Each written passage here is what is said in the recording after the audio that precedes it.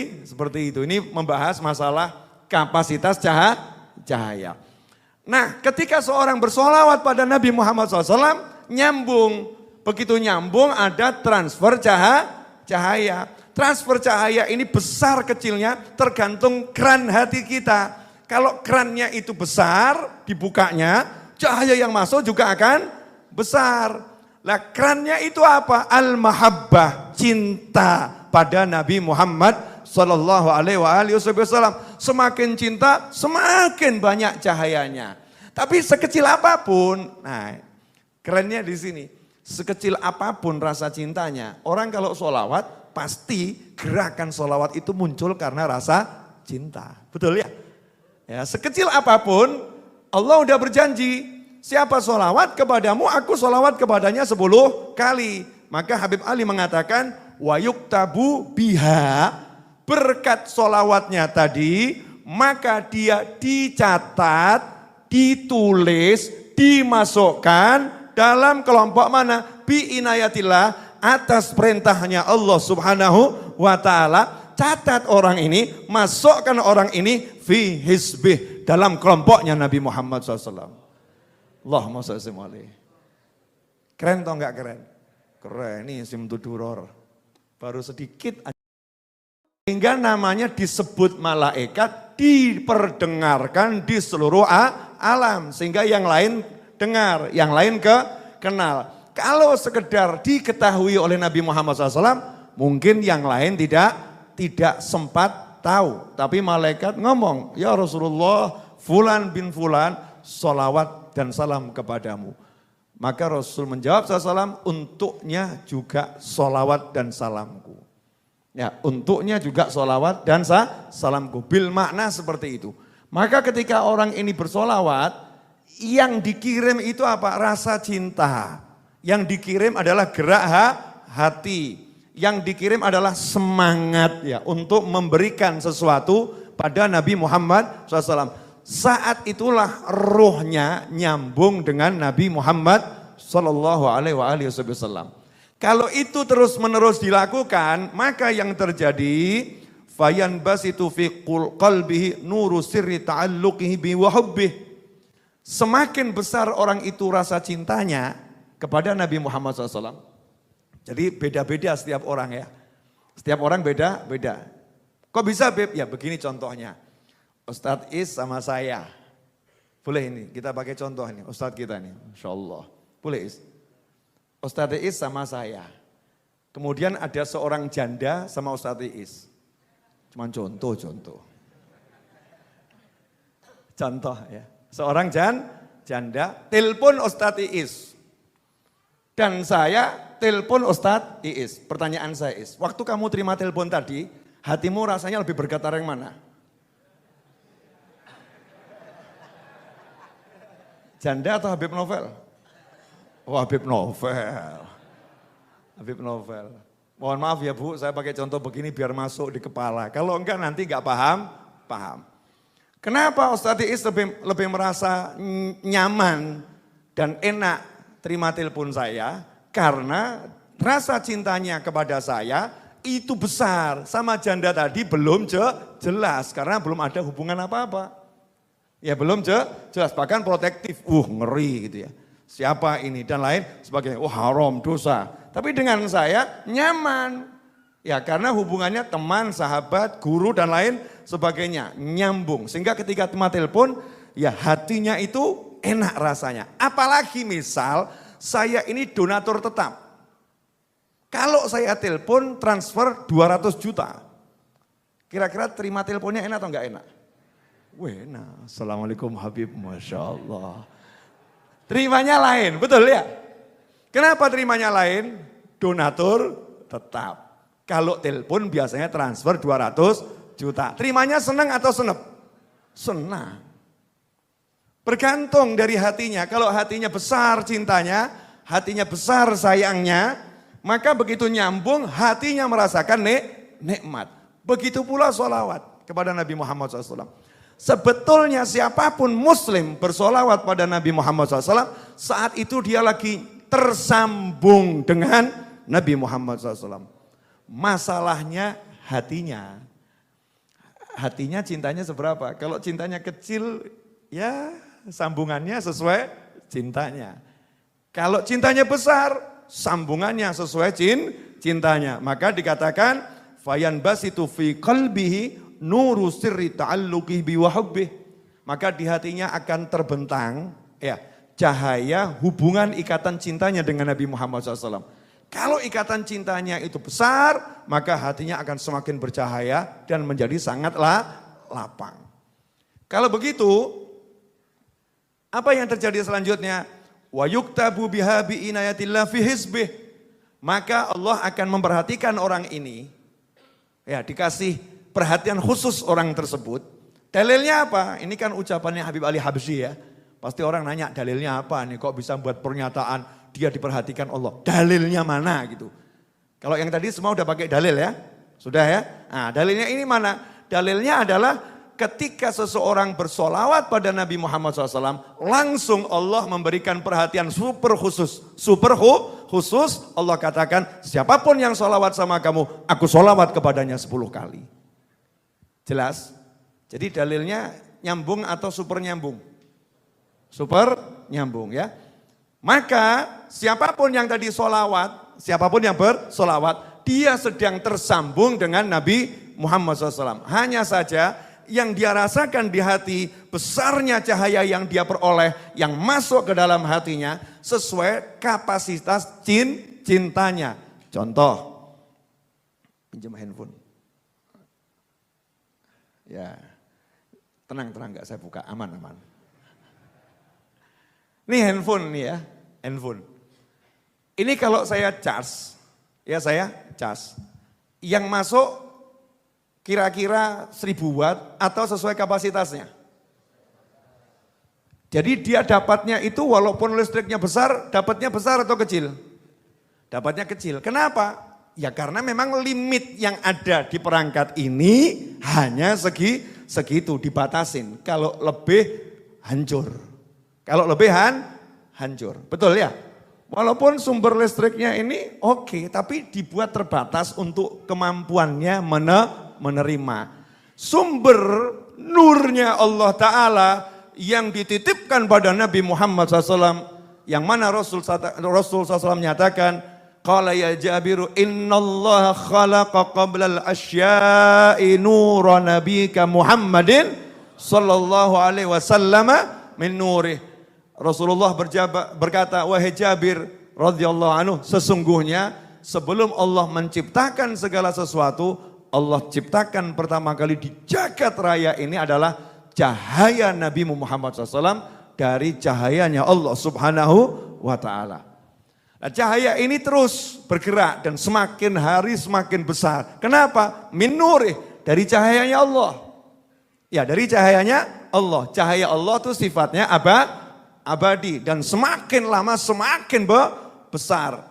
Maka cahaya Nabi Muhammad SAW bukan meredup, tapi semakin hari semakin terang. Dan cahaya ini kemudian masuk dalam hati orang-orang yang mengucapkan la ilaha illallah Muhammadun Rasulullah SAW. Maka di hatinya diberi cahaya oleh Allah Ta'ala, sehingga dikatakan dalam satu riwayat yang lemah, seandainya cahaya hati muslim yang ahli maksiat dibuka oleh Allah Ta'ala, maka besarnya cahaya itu membuat matahari dan segala planet dan bintang menjadi redup karena terangnya cahaya kalimat syahadat yang ada di hati seorang muslim yang ahli maksiat. Bayangkan tuh, yang ahli maksiat aja cahayanya seperti itu. Tapi ya terus jangan kita begini, ya sudah mending maksiat terus. Kan begitu ya. Maknanya bukan seperti itu. Ini membahas masalah kapasitas cahaya. Nah, ketika seorang bersolawat pada Nabi Muhammad SAW, nyambung. Begitu nyambung ada transfer cahaya. Transfer cahaya ini besar kecilnya tergantung keran hati kita. Kalau kerannya itu besar, dibukanya, cahaya yang masuk juga akan besar. Lah kerannya itu apa? Al-mahabbah, cinta pada Nabi Muhammad sallallahu alaihi wasallam. Semakin cinta, semakin banyak cahayanya. Tapi sekecil apapun, nah kerennya di sini, sekecil apapun rasa cintanya, orang kalau sholawat pasti gerakan sholawat itu muncul karena rasa cinta. Betul ya? Ya, sekecil apapun Allah udah berjanji, siapa sholawat kepadamu, aku sholawat kepadanya 10 kali. Maka Habib Ali mengatakan, wa yuktabu biha, berkat sholawatnya tadi, maka dia dicatat, ditulis, dimasukkan dalam kelompok mana? Bi inayatillah, atas perintahnya Allah Subhanahu wa ta'ala. Catat orang ini, masukkan orang ini fi hizbih, dalam kelompoknya Nabi Muhammad SAW. Allahumma sholli alaihi. Keren atau enggak keren? Keren, ini simtuduror. Baru sedikit aja kita kupas, dan yang mengupas bodohnya seperti ini, rasanya nikmatnya seperti ini. Bayangkan kalau yang mengupas ini orang alim, orang soleh, aulia, kira-kira rasanya seperti apa? Alhamdulillah, lumayan sudah dapat satu ilmu, enggak usah banyak-banyak, habis ini pulang udah selesai. Nah, ada orang-orang di akhir zaman ini kadang-kadang sok, ya kadang-kadang sok, oknum. Ya, oknum-oknum sok menggunakan akal, kemudian menolak yang ditulis oleh orang-orang yang menggunakan hati, menggunakan fikir, menggunakan ruh, menggunakan nurani, menggunakan jiwa, menggunakan cahaya untuk menulis sejarah Nabi Muhammad SAW. Yang menulis bukan sekedar menulis, tetapi melihat, merasa, meneliti, mengalami, sehingga semuanya lengkap dituliskan. Ada nih orang-orang yang kadang oknum sok, gak masuk akal. Gak masuk akal, jadi jangan dipercaya. Asal mempercayai buku yang ditulis ulama-ulama, para habaib, para kiai ya, yang ditulis Habib sama kiai, jangan semuanya langsung dipercaya. Kalau gak masuk akal ya jangan diterima. Ini orang model utek.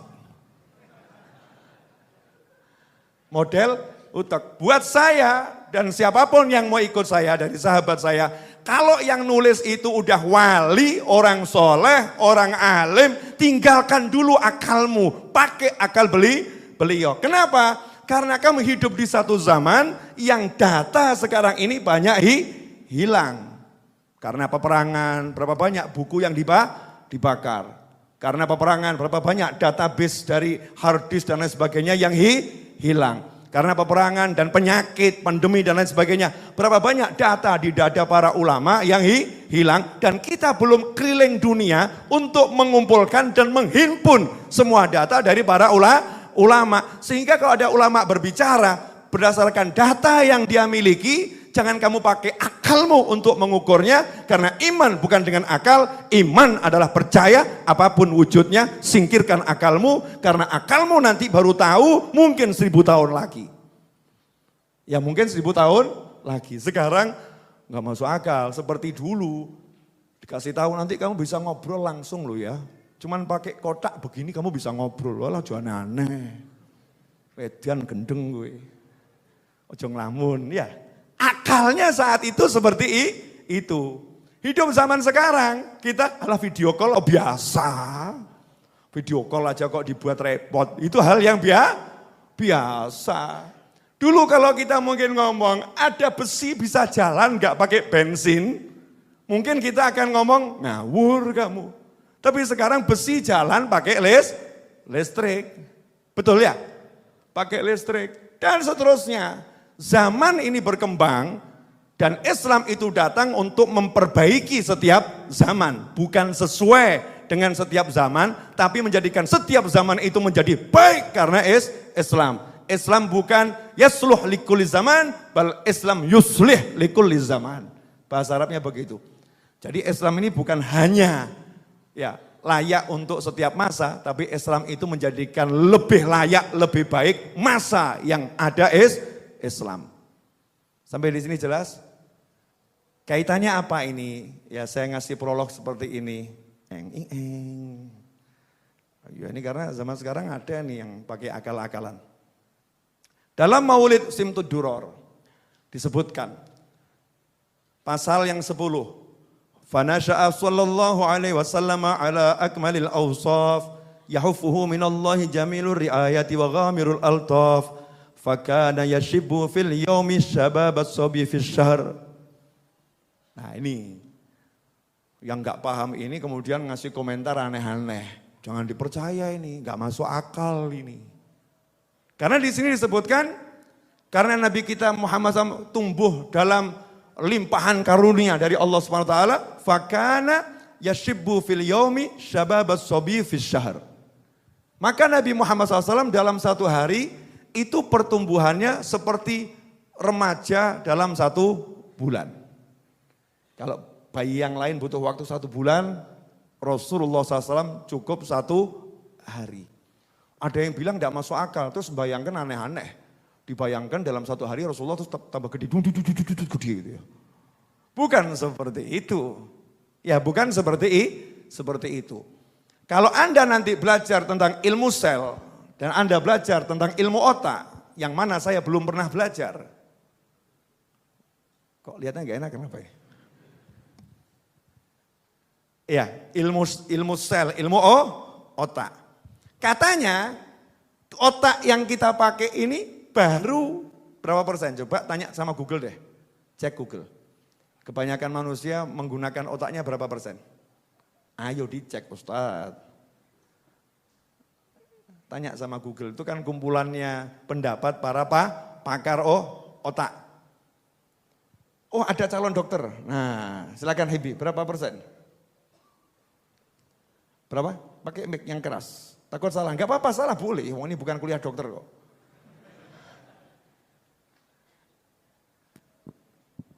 Bacakan coba. Gordon menegaskan bahwa manusia benar-benar menggunakan setiap bagian otaknya secara aktif setiap waktu. Ini artinya Anda tidak hanya menggunakan 10%-nya saja. Hanya aktif 10% saja gitu. 10%. Jadi otak manusia, nanti dicek lagi ya di Google ini, Ustadz nyarinya enggak jelas nih. Oh ya Ustadz nyarinya, biasanya ayat sama hadis suruh nyari Google, dia enggak nyambung. Biasa buka kitab ini ya. Jadi cuman baru berapa persen kecil otak manusia yang dipakai. Katanya manusia ini kalau menggunakan otaknya lebih dari 60%, Masya Allah. Lebih dari 70%, Masya Allah. Ya sampai ada yang buat jadi film itu. Itu kalau manusia menggunakan otaknya sekian persen bisa pergi ke zaman masa lampau, bisa pergi ke masa depan ya, bisa menghilang manusianya dan lain sebagainya. Kalau otaknya ini dipakai full, ya dipakai full.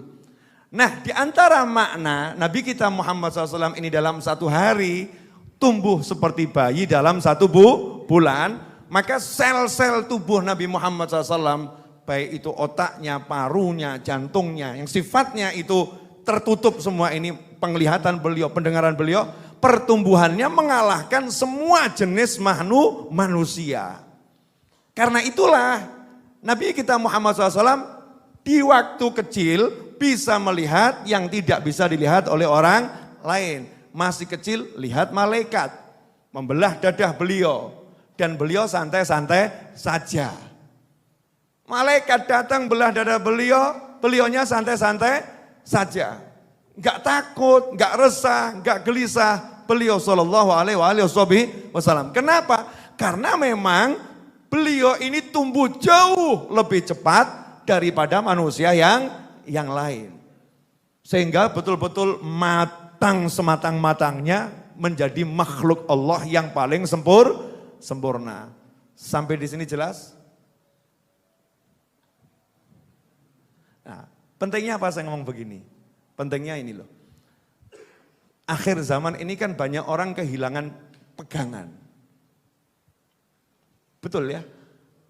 Sampai akhirnya ada yang cari pelatihan-pelatihan untuk menenteramkan jiwa. Pelatihan-pelatihan untuk menjadi manusia yang cerdas. Pelatihan-pelatihan untuk hidup sukses. Pelatihan untuk menjadi suami yang berhasil, menjadi pengusaha yang hebat, ya, menjadi guru yang TOP, BGT, SKL, ya, top banget sekali. Oke, boleh, ya, cakep saja, namanya hal yang baik. Tapi kalau kita seharusnya nggak perlu bingung.